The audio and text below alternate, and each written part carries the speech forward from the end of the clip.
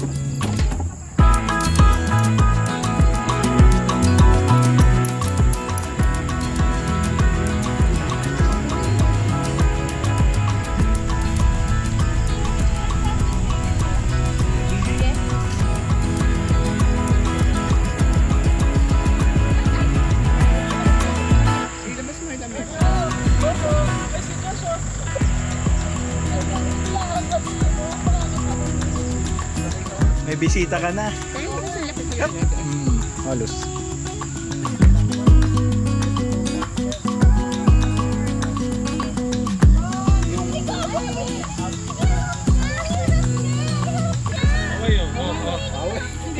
Makakagatin yung malayo bet dito ah. Hindi, pero at least na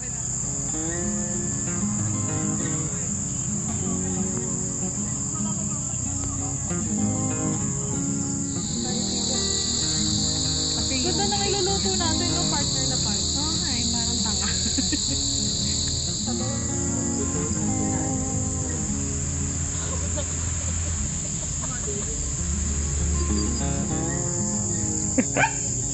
Video to. Video ba?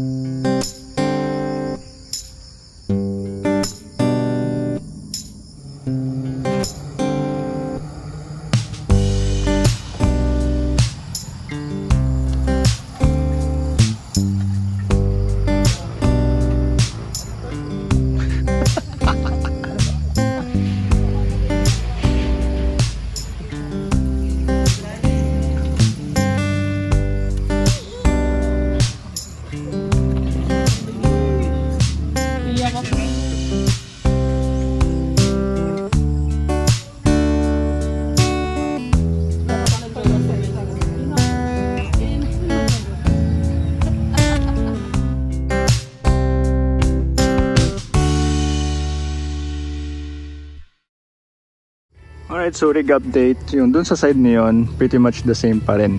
Ito lang na bago. So, palit tayo ng RTT. So, Mammoth Summit para lang matest. Para mahanap natin kung ano yung suitable na RTT sa atin in partnership with Overland Kings.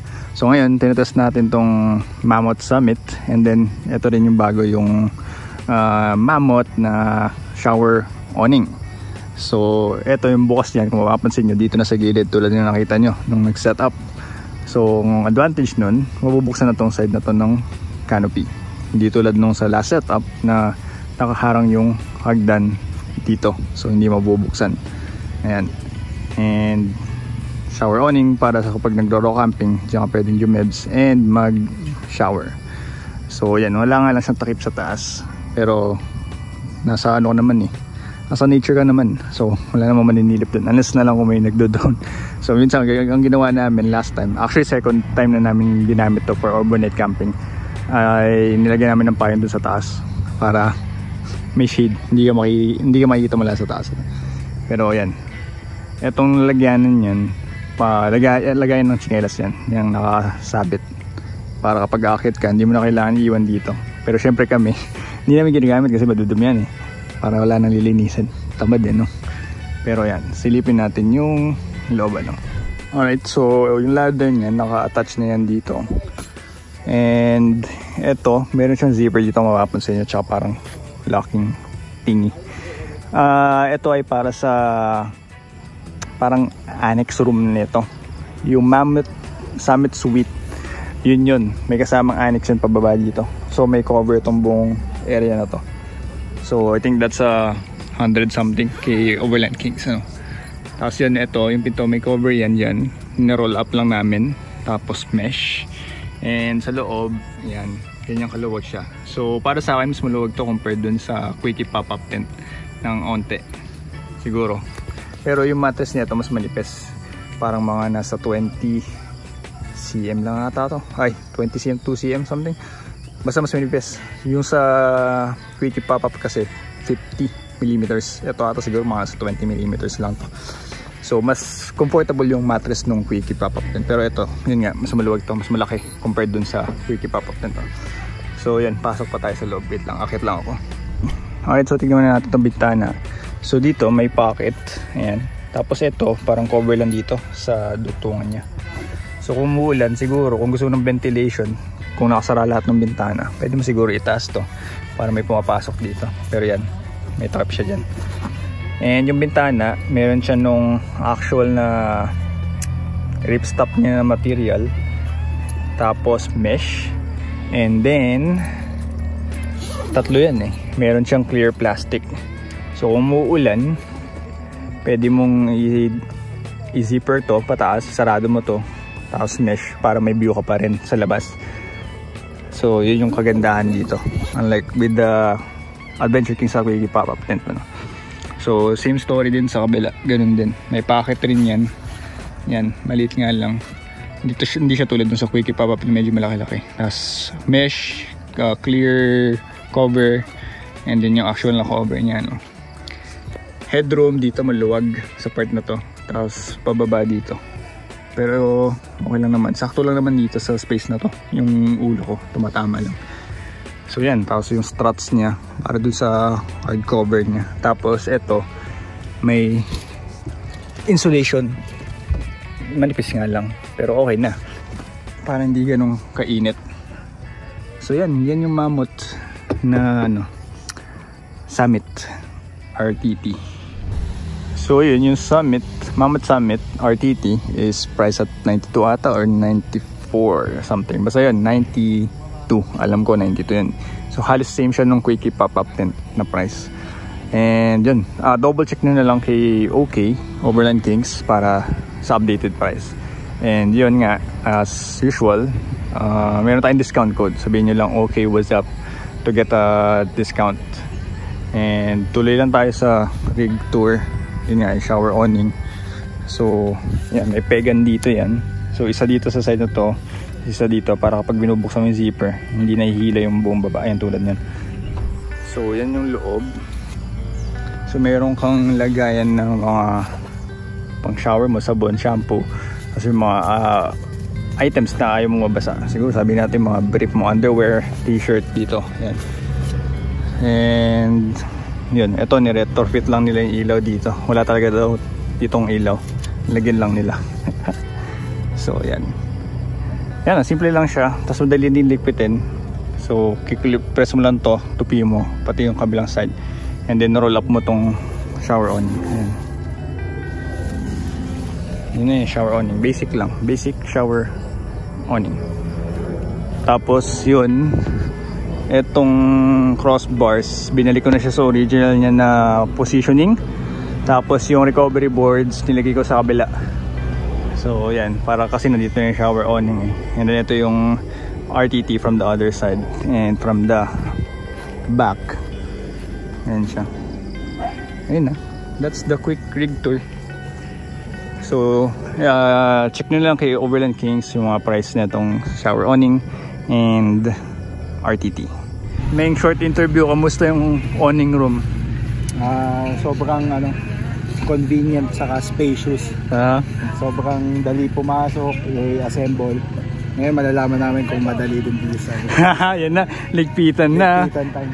Alright. So Adventure Kings na awning room, 2.5 by 2.5 meters din. So susuksok lang yan sa awning. Kakabili lang nila yan kahapon, tapos gamit agad the next day. So yan, available kay Overland Kings. Sabihin nyo lang din okay what's up for discount. Alright, so kakatapos lang namin mag-breakfast. Yung iba nagpapack up na ng gamit nila. So let's do a quick camp tour, no? So ito yung isang spot, yung pinag-campingan namin ngayon. Disadvantage lang is tabing kalsada siya. So maingay yung mga dumadaan sa sakyan. Pero yan, isang circle siya dito. Pwede nyo solohin. Yan. May mga puno dito. So sa tanghali, yan, may lilim na dito. Pero umaga, yan, maaraw. Tapos yun, may mga spot, may mga table tulad nung pinagkainan namin doon. Tulad din dito. And yun, mostly may mga slopes ng onte yung mga spots, lalo na ditong area na to. Yung sa gitna yung pinaka-flat, mamaya ikutan natin. Tapos ito pa isang area na to, no? So yan, may mga nagka-camping din doon. Same setup din doon. May mga tables din tulad nung pinagkainan namin. Tapos yun, kita nyo si Kim nandun naghuhugas. May mga lababo din na naka-spread throughout the whole campsite, no? Pero bago tayo pumunta ng gitna, check muna natin yung CR nila. Ito, nandito yung CR. Bago pala tayo magtungo or tignan yung CR tsaka yung toilet, ito palang pinagcampingan namin, which is this area to. Yan yung malapit sa gate. So sementado din. Very light rough road lang naman dito.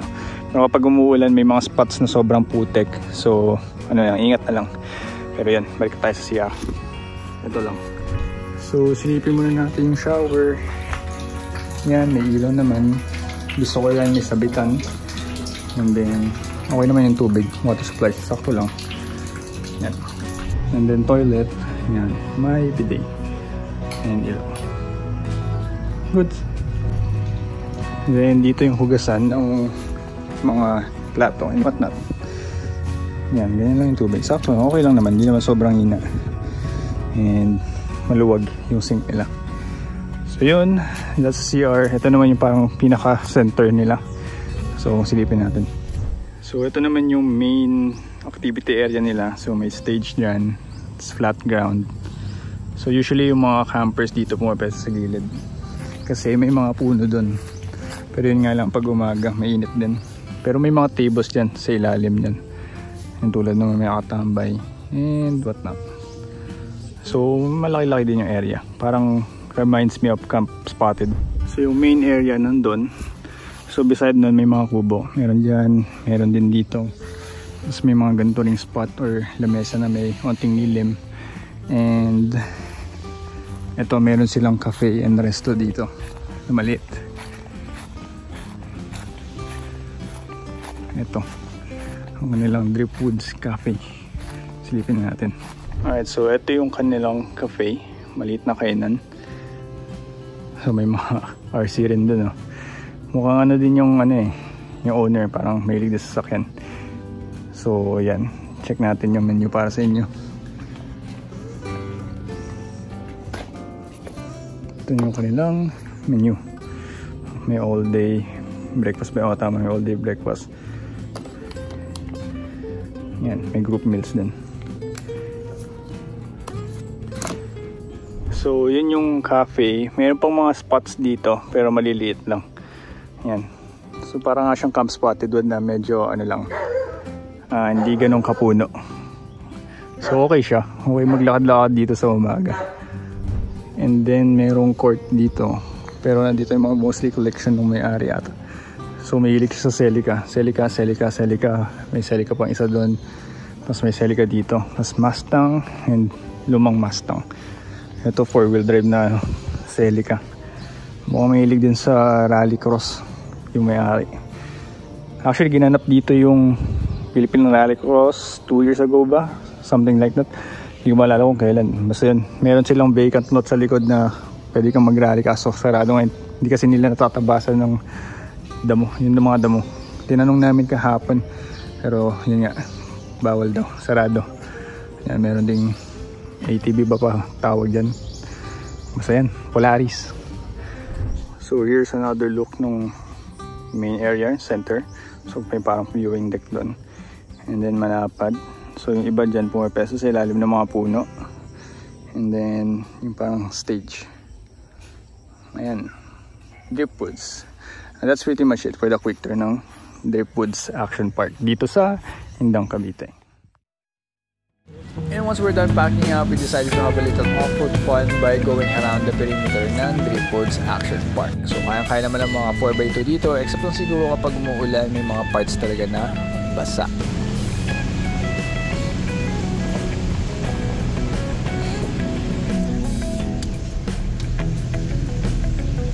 So once again, thank you sa The Colors for inviting us for this car camping trip.